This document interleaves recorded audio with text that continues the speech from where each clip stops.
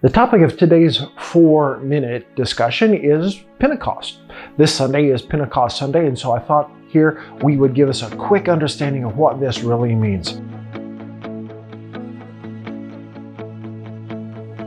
Okay, Pentecost comes from the Greek words, 50 days after Easter. Okay, 50 days what? 50 days after Easter, the Spirit of God is sent. So we have the Father welcoming the risen Son into heaven, sending the Spirit of God to earth. So the risen human and God, Jesus going to heaven, and the Spirit of God coming to earth. The Trinitarian embrace, like knitting it all together.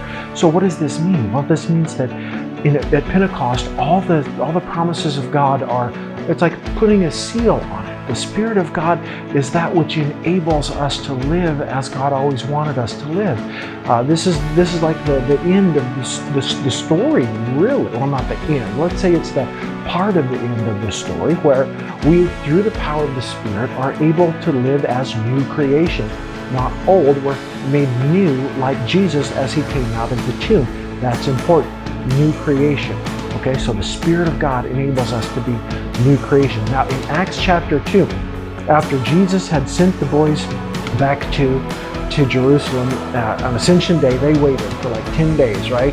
And then on day of Pentecost, here comes the Spirit of God descending like fire, and they speak in different languages so that people can hear the different languages. And it's not just that they're being, look at that. No, it's that they're telling of the great deeds of God in other languages. So that means the church is catapulted onto the worldwide stage of the worldwide mission of God. So you and I, in this way, have the privilege, the opportunity to partner with God in making the world better.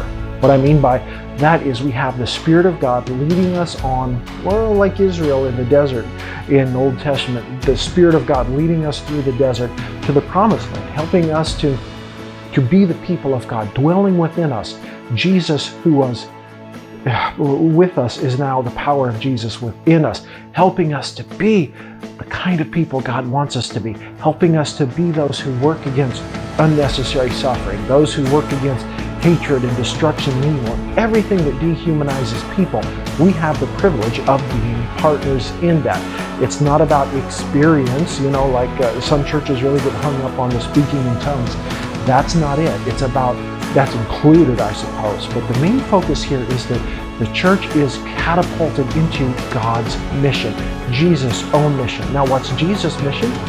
Well, he said, as the Father sent me, I send you, in John, the Gospel of John. What's that for? Well, that means you and I have the privilege of going to the world as Jesus did.